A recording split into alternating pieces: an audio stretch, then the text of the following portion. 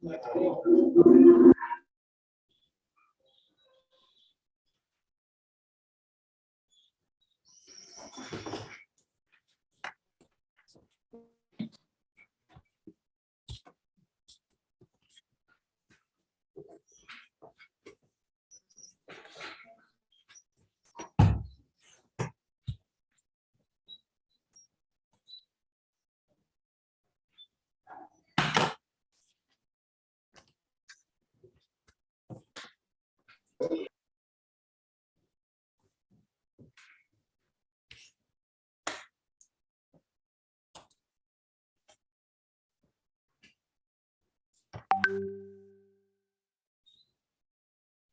tardes, jóvenes.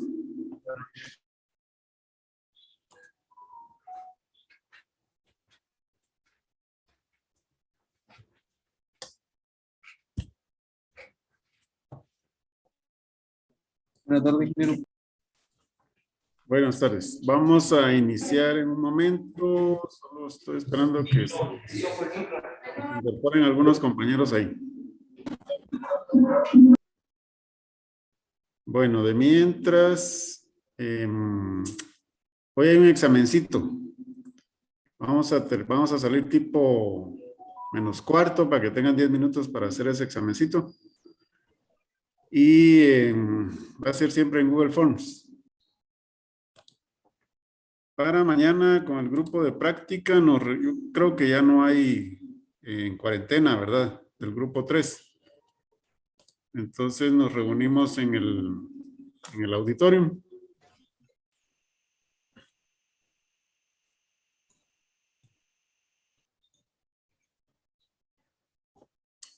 Muy bien.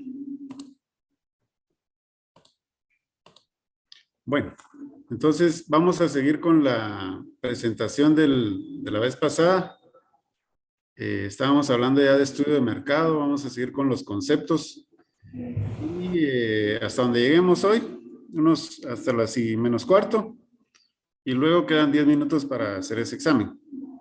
Si quieren lo pueden ir a hacer a su habitación, si tienen ahí internet ustedes en sus datos. Si quieren lo hacen aún ahí en el salón para ayudarse entre todos o resolverlo entre todos. Pero tienen que enviar un examen cada uno, ¿verdad? Muy bien. Bueno, entonces, solo no vayan a tener micrófonos encendidos, por favor, para que no haya mucho feedback. Iniciamos. Me dijeron que estuvo malo el internet hace un rato, ojalá que no nos falle ahorita, ¿verdad? Que ya se desconectan los de tercer año.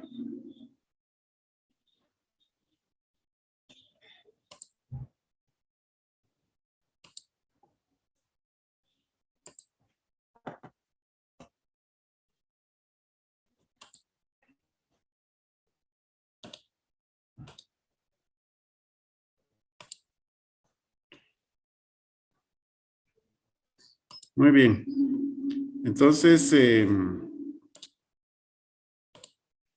habíamos platicado sobre los diferentes componentes del estudio de mercado. Ya habíamos avanzado esto que era el producto, ¿verdad?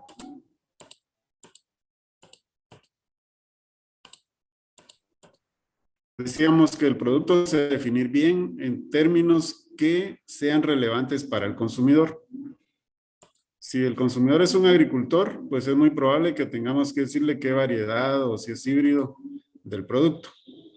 Si el producto va para un consumidor directo, para una tortillería, por ejemplo, entonces la situación ahí pues cambia, ¿verdad? A las personas que hacen las tortillas no les interesa, les interesará el color, ¿verdad? Quieren hacer tortillas blancas, amarillas o negras. Pero de ahí si es híbrido, variedad o cualquier otra cosa no les interesa. Entonces son otros. Sí que no tenga contaminantes o productos que sean fungicidas o insecticidas, ¿verdad? Que vayan a generar un problema de salud. Entonces hablábamos de esto, voy a pasarlo rápido. Y habíamos hablado de qué era la oferta. También esto lo quiero repasar. pensamos rápido en el concepto más común que tenemos, que es la oferta del día o todo aquello que nos dicen o que nos impulsan a comprar un poco más de un producto. Si nos dicen, mire, la oferta está, si usted compra 4, le hacemos un 20% de descuento, entonces nos están no obligando, nos están impulsando a comprar más productos o más unidades. Pero desde el punto de vista de la economía, que entiendo que ya lo vieron esto en el curso anterior, la oferta es realmente la cantidad de bienes o servicios, la cantidad de productos que están disponibles en un mercado para ser consumidos por las personas a un determinado precio. Generalmente, si el precio aumenta, el precio del mercado del producto va aumentando, entonces la oferta va aumentando, es decir, hay más cantidad de producto disponible en el mercado. Es decir, los productores llevan más producto. Por ejemplo, el negocio, o no el negocio, el mercado del maíz, del frijol, de los granos en general. La gente en Guatemala o los comerciantes le compran a los agricultores el maíz, el frijol, el arroz y lo guardan, lo embodegan especulando que ese producto va a subir de precio en determinado momento. Generalmente los granos suben de precio para estas fechas, cuando ya se va terminando la cosecha anterior. Es decir, la gente se va agotando sus reservas anterior y entonces al haber menos producto en el mercado, empieza a subir el precio. La gente que tenía guardados esos granos, los comerciantes los empiezan a sacar al mercado, es decir, hay más disponibilidad de producto, hay más oferta. Entonces, desde el punto de vista económico, no es eso que nos dicen 2 por 1 o pague 2, lleve 3, etc. Esas son ofertas de otro tipo. Entonces, les había dicho yo, aquí nos habíamos quedado en cuáles eran las características de un mercado de competencia perfecta. Tienen estas 5 características básicamente, que los productos son los mismos o similares. En un mercado de competencia perfecta, todo el maíz se parece, no importa que venga de un productor o de otro. Hay una gran cantidad de productores y de oferentes. Es decir, como hay muchos productores ninguno de ellos puede influir en el precio porque el consumidor tiene la oportunidad de que si un productor le quiere vender muy caro, pues se puede ir a comprarle a otro.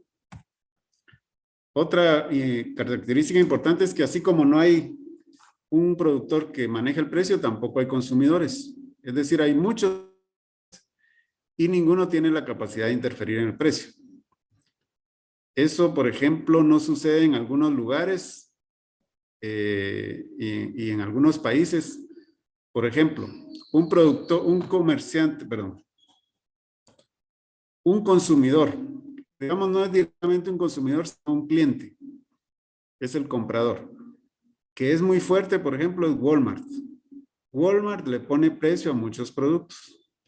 Entonces el vendedor, el fabricante, llega a Walmart y Walmart le dice, mira, lo más que podemos pagar es esto, ¿verdad? Y como son tan fuertes, compran tanto, los productores terminan aceptando el precio que les ponen muchas veces. Y a veces no son los precios, pero sí las condiciones que les ponen. Les pones condiciones de crédito, le dice Walmart, bueno, me lo dejas el producto y te lo pago entre un mes o más allá. Me tenés que poner impulsadoras ahí cerca de los anaqueles, tu producto se mueva, ¿verdad? Y todo lo tiene que pagar el productor. Incluso a veces le alquilan el lugar en la góndola, ¿verdad? Y si querés tantos metros de góndola, pues te cuesta tanto. Hay empresas que hacen eso. Es decir, son empresas muy fuertes que de alguna forma influyen. Cuando no hay consumidores así o clientes tan fuertes, entonces estamos es una de las características de un mercado de competencia perfecta. Otra característica es que si yo me quiero meter a ese negocio, no tengo ninguna intención o ningún obstáculo. Y si yo me quiero salir del negocio, también me puedo salir fácilmente. Por ejemplo, si uno se quiere meter al negocio de buses de transporte de personas, no es tan fácil. Ahí hay ciertos controles y las líneas están como distribuidas. digamos, si uno quiere meterse a transportar personas de aquí de Villanueva hacia Guatemala, pues no es así nada más de que voy a meter mi bus y ya, sino que tengo que ir a pedir permiso prácticamente, ¿verdad? Que me autorice meterme a esa línea de transporte. Entonces, y si me quiero salir también puede ser un problema. Y la otra es que debería existir suficiente información y la misma debería estar disponible para todos. Esta última es una característica cuesta que se cumpla.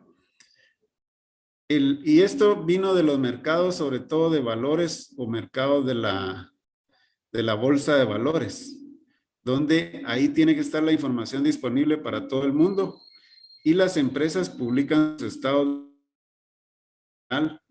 el precio de las acciones, la gente sabe, digamos, si una empresa está perdiendo dinero o está ganando. Y entonces en base a eso, pues toman decisiones de inversión o no. Pero en otros tipos de mercados no es así tan fácil, digamos, tener la información necesaria. Presentar unas páginas, mejor no digamos páginas, unos portales de internet o un portal de internet en los cuales ustedes van a poder encontrar información sobre precios de productos agropecuarios que los reporta el Ministerio de Agricultura. Entonces ahí uno puede accesar a cierta información para, digamos, si no está en un mercado de libre competencia o perfecto, pues por lo menos ir conociendo algo, ¿no? Bueno, hay también lo que le llaman la oferta oligopólica o bien el oligopolio. Yo creo que ustedes han oído mucho mencionar el monopolio o en más de alguna ocasión han oído hablar de eso. Pues oligopolio es muy parecido. La situación aquí es que en un mercado oligopólico hay pocos productores. Y un ejemplo es el de las telefónicas. Prácticamente solo hay dos, ¿verdad? Una que más o menos quiere ahí ver si logra incursionar en el mercado, pero básicamente tenemos con Tigo y Claro, ¿verdad? Básicamente, las empresas funcionan como un oligopolio. No hay muchos productores, por lo tanto, no es no es un mercado de competencia perfecta, a pesar de que esas dos empresas compiten fuerte entre ellos. Como son pocos productores u oferentes, ellos determinan la oferta, es decir, la cantidad de producto que hay en el mercado y los precios. Otro oligopolio que funciona en Guatemala, perdón, es el mercado del azúcar. Ahí son pocos productores, son pocos ingenios. Ellos se ponen de acuerdo y definen cuánta azúcar venden en Guatemala, cuánto producto está disponible y el precio se lo ponen también. Dizque que con cierta influencia del gobierno, o sea, el gobierno lo regula, pero eso no es tan así de cierto, ¿verdad? Es cuando hay pocos oferentes, pocos productores y prácticamente ellos dominan o influyen en la cantidad de producto que sale a venderse y en los precios de esos productos. Eso es muchas veces esos productores se ponen de acuerdo en precios e incluso se ponen de acuerdo en áreas de influencia. A veces se ponen de acuerdo también en parte del mercado. Entonces le dicen, mira, vos que tenés más maquinaria o más grande, te toca tanto, ¿verdad? Vos que tenés un poco menos, entonces puedes tener tanto producto y los que tienen menos o maquinaria más pequeña, pues les tocará poco. Como yo les he contado, yo participé en el mercado del arroz. De hecho, yo fui socio fundador de la Asociación Guatemalteca del Arroz, se llama Arrozgua. Y nosotros funcionábamos prácticamente casi como un oligopolio y nos distribuíamos cuotas de mercado. Entonces, los que éramos pequeños, nos tocaba extranjero. y los beneficios más grandes, los ingenios, digamos, de arroz más grandes o los molinos de arroz más grandes, ellos traían la mayor cantidad. Entonces había una distribución ahí, nos poníamos un poco de acuerdo en los precios, no muchos se respetaban, ¿verdad? Y más o menos se intentaba hacer eso, de regular los precios y la cantidad de oferta. Por otra parte está la oferta monopólica o monopolio, que es aquí donde existe un oferente fuerte. No necesariamente quiere decir que solo exista uno, aunque la definición de monopolio es cuando hay un solo productor. Pero a veces hay otros pequeños productores u oferentes, pero son tan pequeños que no se nota su presencia prácticamente en el... Entonces, cuando hay un solo vendedor, entonces ustedes van a estar entre la situación de un monopolio. En los pueblos, tal vez ustedes de pronto se darán cuenta, a veces en un pueblo dice uno, bueno, aquí solo hay una farmacia, pues como que tiene monopolizada el mercado de las medicinas en el pueblo, ¿verdad? O tiene un solo negocio de un cierto tipo, entonces ellos tienen el monopolio, se dice ahí en ese lugar. Entonces, pero no es tan fuerte, ¿va? Porque de pronto llega otro empresario, pone un negocio similar o parecido o igual, y entonces se rompe el monopolio y ya estamos en la presencia de un oligopolio. Pero se dan esas situaciones.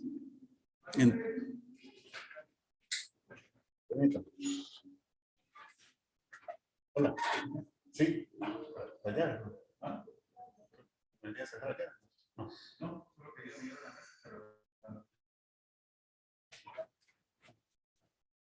Jóvenes, perdón. Entonces, les comentaba, ustedes en un mercado observan que solo hay un productor muy fuerte, ¿verdad? O aunque hayan unos pequeños por ahí, pocos, prácticamente eso es un monopolio. Un ejemplo de monopolio, el cemento. Aunque entra un poco de cemento de México, Cementos Progreso aquí en Guatemala prácticamente es el único fabricante, ¿verdad? Y tiene mucha influencia en diferentes esferas o diferentes ámbitos del poder, en el gobierno, entre los empresarios, y prácticamente domina el mercado del cemento y otras cosas. Antes había el monopolio de la cerveza, ¿verdad? Solo cervecería centroamericana, y luego, pues, después de muchas luchas, entró un pequeño oligopolio. Entran otras cervezas de México, así a veces de contrabando, pero prácticamente no es tan fuerte, ¿verdad? Entonces, ahí estamos en la presencia. Hola, ¿qué tal, ingeniero? Bien. Qué gusto. No te dije que estaba aquí. Permítanme. No tengan pena. Jóvenes. Todo bueno el paréntesis. Bueno, entonces les comentaba que cuando tenemos una calidad del producto es menor y el precio normalmente es mayor, es decir, no hay competencia. La competencia por eso es buena para el consumidor, porque permite que las diferentes empresas compitan entre ellos, que traten de ser más eficientes y por lo tanto poder ofrecer un precio y una calidad mejor. Eso hace que el consumidor tenga la oportunidad también de seleccionar, de decidir si compra un producto a una empresa o se lo compra a otra empresa, ¿verdad? En Estados Unidos hay ley antimonopolio. Ahí si se nota que hay una empresa muy grande que está dominando todo el mercado, prácticamente la obligan a que se divida, que venda parte de su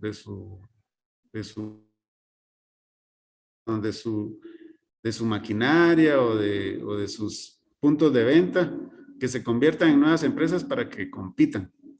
Entonces, y a veces no permiten que una empresa más grande compre a otra un poco más pequeña para que no se forme un monopolio. No es bueno para el desarrollo económico de un país. Otro ejemplo de monopolio aquí en Guatemala es, aunque ahora hay 2 o 3 empresas, es la energía eléctrica. Entonces, prácticamente tenemos 3 distribuidores a nivel nacional y ellos dominan eso, ¿verdad? Es un oligopolio, pero se han distribuido las áreas con la autorización del gobierno, eso sí. Bueno, entonces, así como hay pocos vendedores o pocos o un solo vendedor, también se da el caso de que hayan pocos compradores. Cuando hay pocos compradores, es decir, no solamente uno, tenemos la presencia de un oligopsonio. El otro era oligopolio, cuando son pocos vendedores, y oligopsonio cuando son pocos compradores. Cuando es un solo comprador o muy fuerte. Entonces, el caso de Walmart, en algunos pueblos, por ejemplo, cafetaleros, a veces en el lugar solo hay un beneficio de café que le compra toda la cosecha a prácticamente todos los productores de ahí. Y entonces ese fuerte tiene prácticamente un monopsonio y él define los precios a los que compra. Y los productores pues no tienen mucho, los agricultores no tienen cómo escapar de eso y tienen que ir a caer ahí, ¿verdad? Ir a vender ahí su cosecha. Entonces eso también es negativo. Pero sí, es en base a eso que se desarrollan ciertas relaciones comerciales y también laborales. Entonces, esto se refiere a la oferta y cuando nosotros investigamos la oferta, porque es un componente del estudio de mercado, prácticamente estamos hablando de investigar lo siguiente. Vamos a tratar de determinar cuántas empresas productoras van a competir contra nosotros. Si yo investigo la oferta, estoy hablando de investigar las empresas que producen lo que yo quiero también producir o vender. Esas empresas, si están ahí en el municipio o si están en un departamento cercano o en la misma aldea, o el productor o el vendedor viene de otro departamento o de la ciudad capital o incluso del extranjero. Tenemos que investigar cuál es la capacidad instalada para producir productor de pollo de engorde. Entonces, yo tengo que tratar de ver qué capacidad tiene esa empresa de producir pollos cada 6 semanas o cada semana. Entonces, eso me lo va a decir que tengan y la cantidad de galpones que hayan ahí en esa empresa. Cuesta investigar eso, ¿verdad? No es así tan fácil de descubrirlo. A veces las empresas tienen muros muy altos, uno no lo puede ver, pero tarde o temprano uno se entera, ¿verdad? La gente empieza a contar, empieza a... Y entonces uno puede darse cuenta más o menos cuál es la capacidad instalada. Por ejemplo, yo cuando trabajé en arroz, y les repito, les voy a hablar mucho de arroz porque es de lo que sé y ahí no les estoy hablando páginas, sino que les estoy hablando de realidades. Yo tenía una capacidad instalada de 1 tonelada por hora. Entonces, sacábamos 20 quintales de arroz blanco cada hora y trabajábamos más o menos 10, 12 horas al día. Más o menos las máquinas estaban funcionando entre un poquito menos, a veces un poquito más. Los demás beneficios o muchos beneficios ahí cerca y aquí en Guatemala tenían capacidad del doble. O sea, la maquinaria tenía 2 capacidades. Entonces ellos podían comprar más arroz, vendían más también y le ganaban más. Si uno quiere aumentar la capacidad instalada en arroz, tiene que comprar otra línea de maquinaria, porque no hacen maquinaria para más de 2 toneladas por hora. Entonces prácticamente es como poner uno un segundo beneficio a trabajar en línea o uno a la par del otro. Entonces había un beneficio, hay un beneficio aquí en Guatemala que tiene como, vamos a ver, como capacidad de más o menos 20 toneladas por hora. Entonces, sí, producen bastante y tienes como que tuvieran prácticamente 20 beneficios. Entonces, a eso se refiere la capacidad instalada. Si yo quiero saber cuánto produce tomate un competidor, pues miro más o menos de qué tamaño son los inversiones que tiene, ¿verdad? Y ahí voy más o menos calculando. La calidad y precio de los productos. Hay que investigar qué tan buena calidad están produciendo los competidores y a qué precio venden, ¿verdad? ¿Qué precios le tienen al mayorista, al minorista, a la tienda y al consumidor final? A veces uno logra enterarse de que esas empresas quieren crecer, están teniendo planes de crecer más. Cuando vemos que es una empresa seria, la que tiene planes de expansión, o sea, de crecimiento, entonces nosotros podemos inferir o podemos pensar que el mercado o la demanda está en crecimiento. Y entonces podemos pensar que es un buen mercado, ¿verdad? Que va creciendo y de pronto nosotros podríamos tener una oportunidad de incursionar en ese mercado, siempre y cuando hagamos o produzcamos calidad.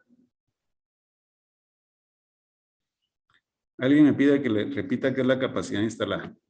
Entonces, miren, pues, la capacidad instalada se puede medir en diferentes formas. Por ejemplo, toneladas por hora o cantidad de pollos por semana. Por ejemplo, aquí los galpones están divididos en dos. Los galpones aquí para criar aves, para criar gallinas y pollos. Están divididos en dos. Cada medio galpón tiene capacidad para engordar hasta 500 pollos. Entonces, nosotros contamos cuántos galpones hay. Entonces, cada galpón tendría la capacidad para producir 1000 pollos cada 6 semanas. Si la escuela solo tuviera un galpón, entonces nosotros diríamos su capacidad instalada es de producir 1000 pollos cada 6 semanas. ¿Ya? Si él quiere producir más, entonces a eso se refiere la capacidad instalada. O sea, investigar qué tanto puede producir un competidor o otra empresa.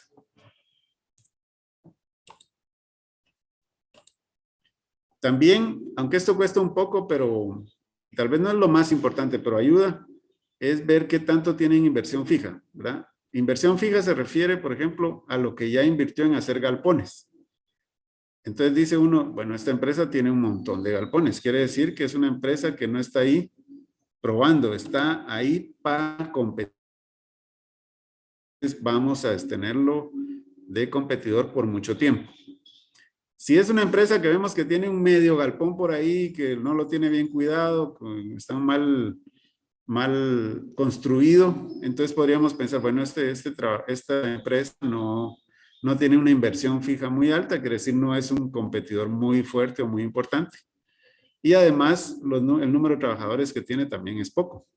Entonces, eso nos va dando una idea de contra quién vamos a competir.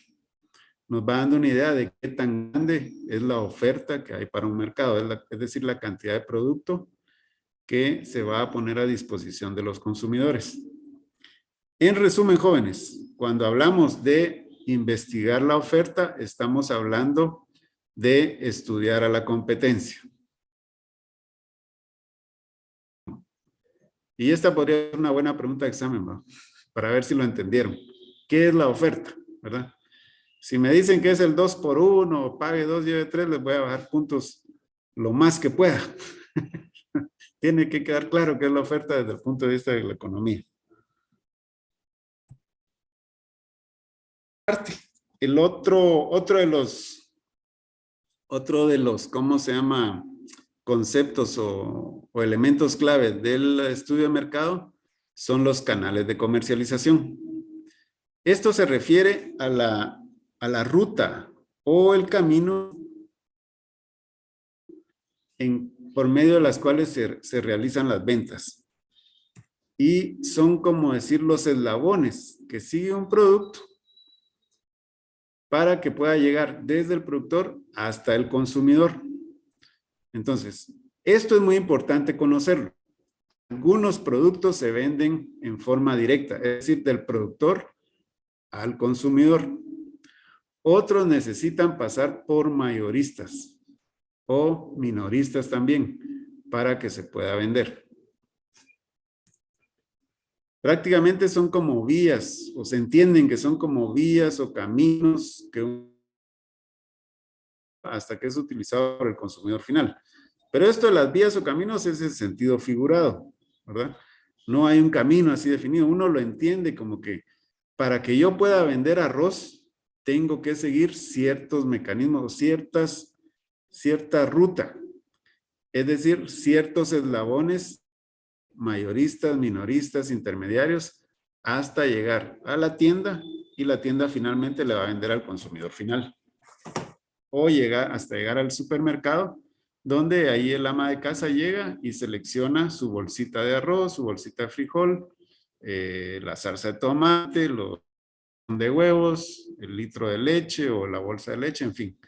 Ese es un canal de comercialización. Ahorita lo voy a explicar con algunos ejemplos. Hay diferentes canales de comercialización.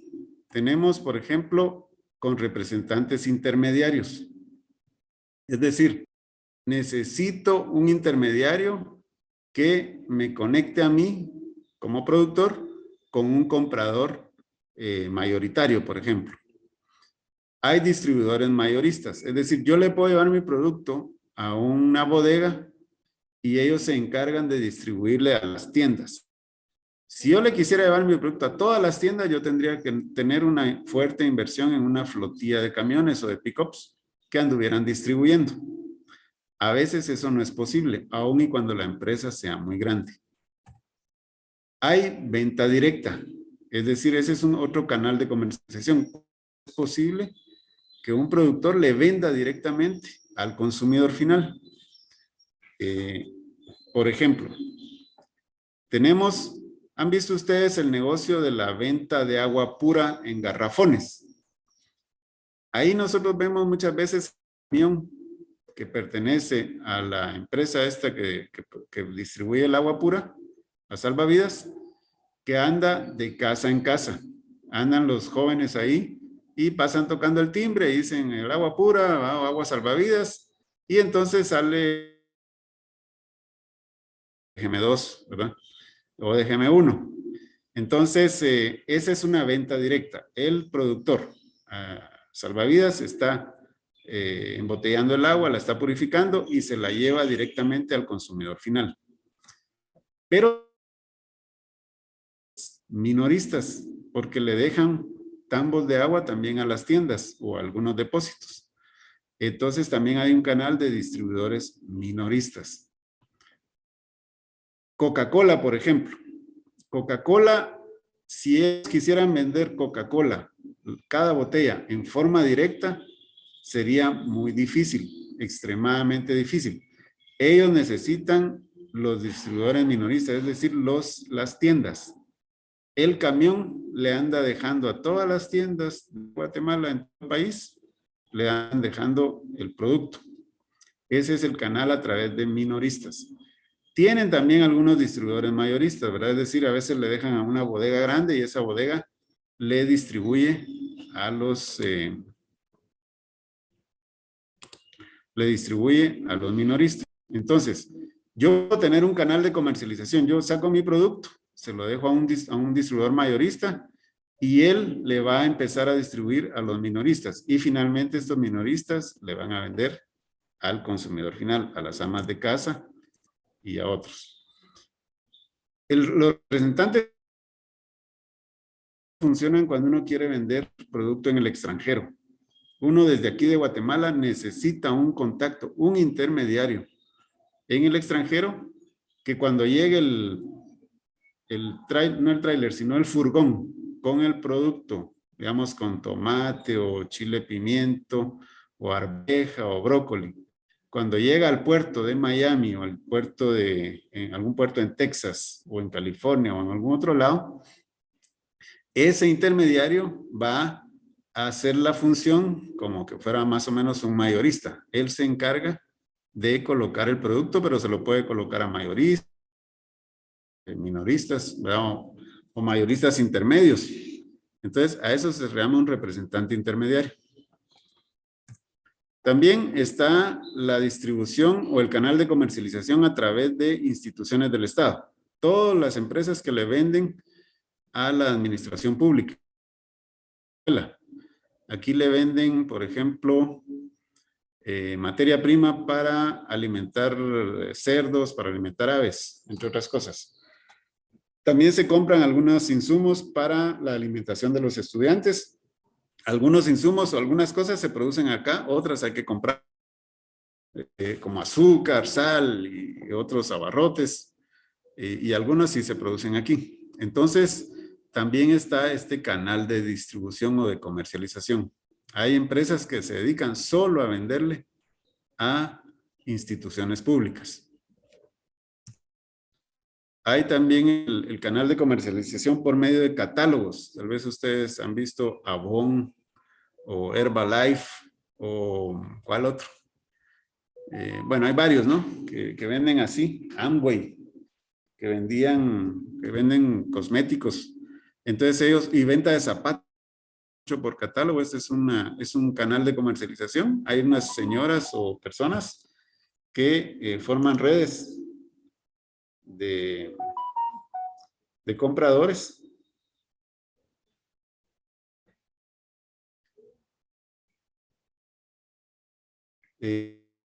Forman redes de distribuidores y lo que andan cargando es un catálogo. Cuando logran que a alguien les guste una foto de la que está en el catálogo, entonces cierran el negocio y luego se lo mandan, ¿verdad? O se lo llevan personalmente. Entonces, vamos a ver ahorita con un ejemplo canal de distribución. Espero que más o menos lo vayan comprendiendo ahí. Antes de eso vamos a ver que todos los canales tienen ciertos beneficios. Algunos convienen en algunos negocios, algunos no convienen. Uno quisiera venderle directamente al consumidor y tener ese margen de ganancia más grande, pero a veces no se puede. Uno tiene que auxiliarse o que lo ayuden los distribuidores, porque se necesita una inversión muy fuerte para, como les decía, hacer una flotilla de camiones distribuidores, y la administración se vuelve también bien complicada. Pero es probable que una empresa utilice varios canales de comercialización, no solamente se quede con uno, aprovechar los diferentes canales que hay. En todo caso, siempre es importante que uno mantenga una buena comunicación con el distribuidor, una buena relación, porque le ayudan a uno realmente a distribuir todo el producto a nivel nacional, por ejemplo. Los agroservicios, por ejemplo, si uno quiere meterse a ese negocio de vender agroquímicos, los agroservicios cumplen una gran función. O bien, uno se vuelve un distribuidor, ¿verdad? Uno pone su agroservicio y entonces empieza ¿cómo se llama? A distribuir productos de una empresa grande.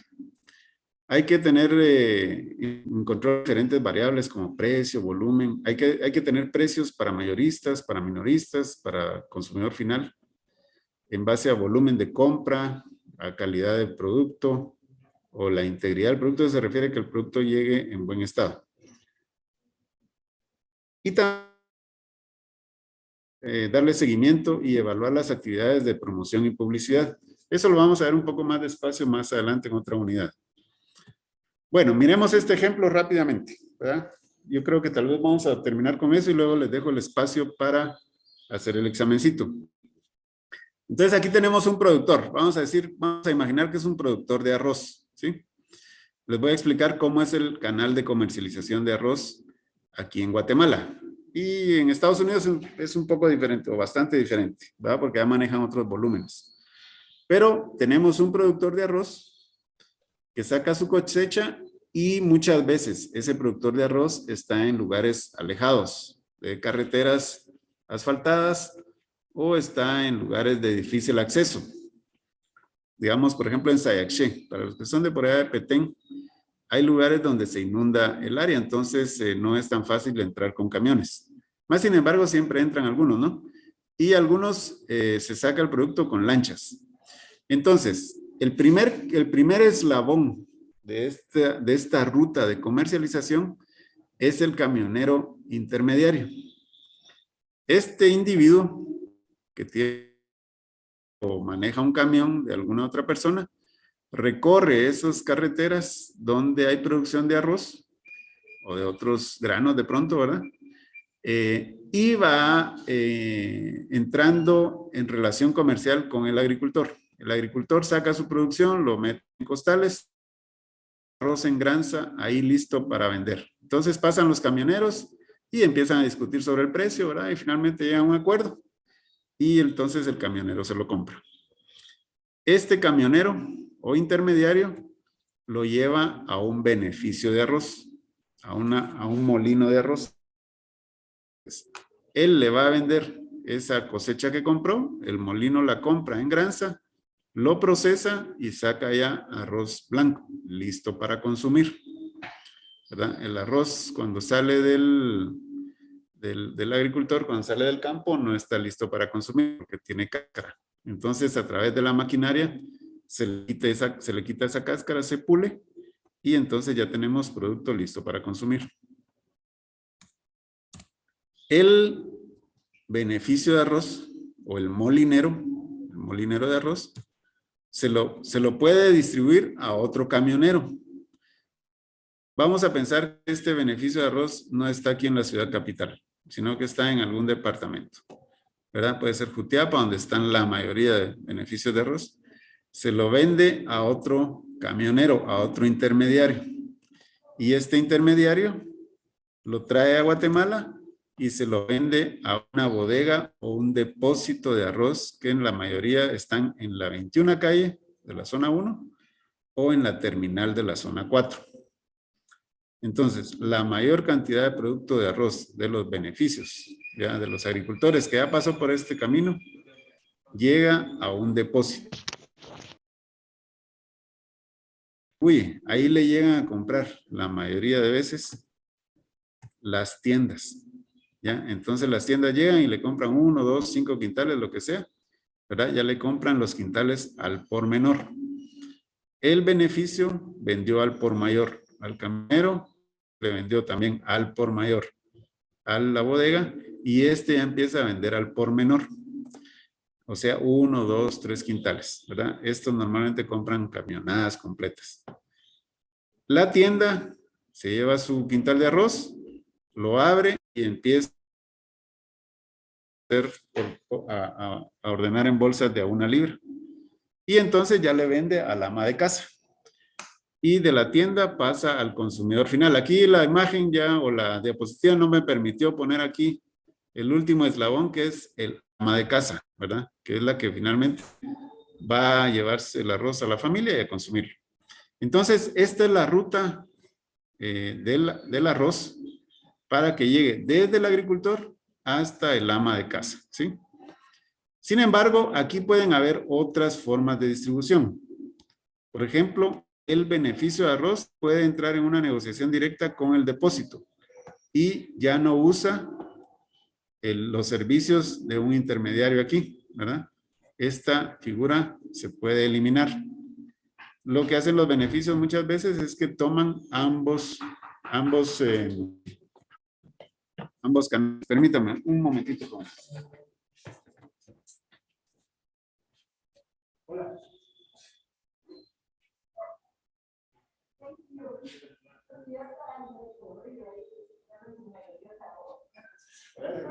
Bueno. Sigamos. Entonces, hay otra ruta. El beneficio de arroz puede decir, bueno, yo tengo mi propio camión y voy a ver mi producto y se lo voy a vender al depósito. Y también podría decir el beneficio, voy a comprar una flotilla de camiones de pickups y le voy a ir a distribuir a las tiendas, ¿verdad?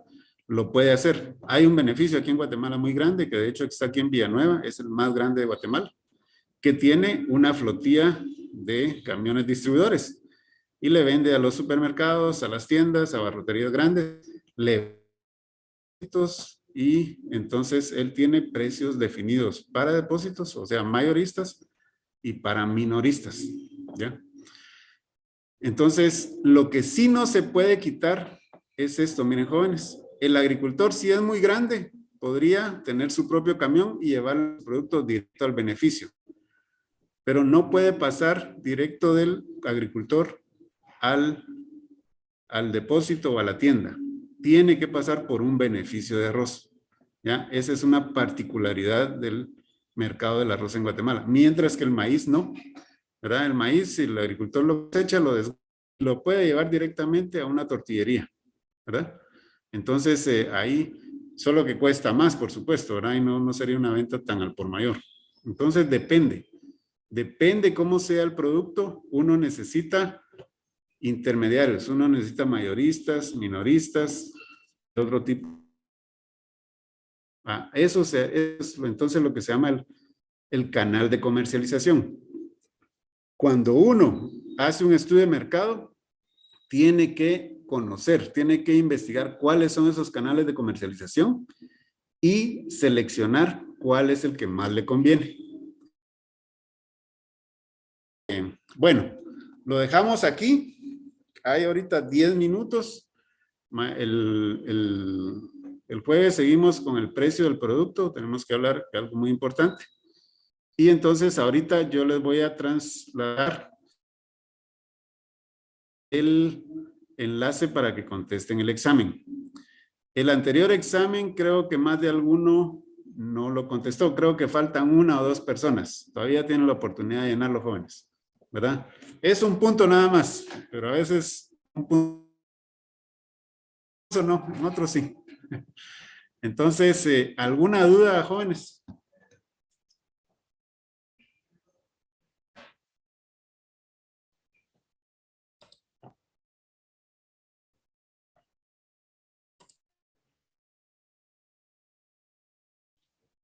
Aquí me preguntaban que si puede ser también del productor al molino. Sí, sí es lo que les decía ahí, ¿verdad? Que si un productor es grande y tiene suficiente cosecha, y a veces en Jutiapa, aunque tengan pequeña cosecha, el agricultor puede pagar un pequeño flete en pick-up y llevar su directamente al beneficio, ¿verdad?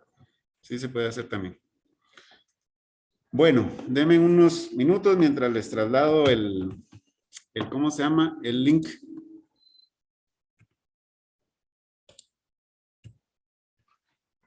Buenas tardes. ¿Qué tal? ¿Cómo le va? Bien, ¿está? Igual. Vamos a pasar fumigando a las 5.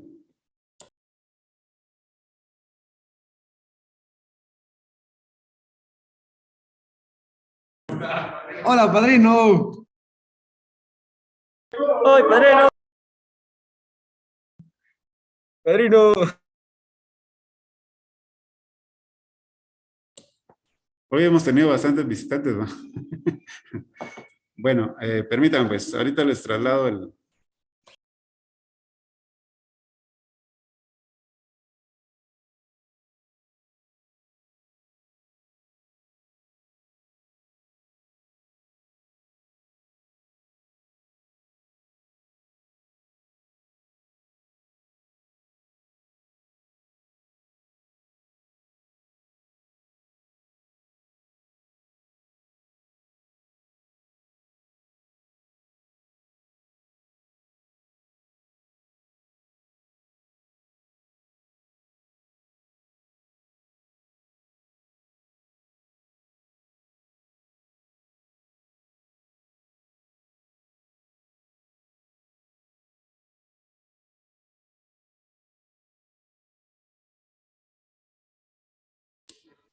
Muy bien, jóvenes. Ahí está el link para el examen. Son como 5 preguntas nada más, sencillas. Como les dije desde un principio, los exámenes son una herramienta, para mí son una herramienta para reforzar el conocimiento, para repaso, más que puntos. Por supuesto, se les asignan los puntos, ¿verdad? Pero la idea es aprender, no ganar. Ya ganarán ustedes plata en el futuro. Ahorita van a acumular puntos, ¿verdad? Bueno, ¿alguna otra duda? O como diríamos por allá, ¿algotra duda? ¿Alguna?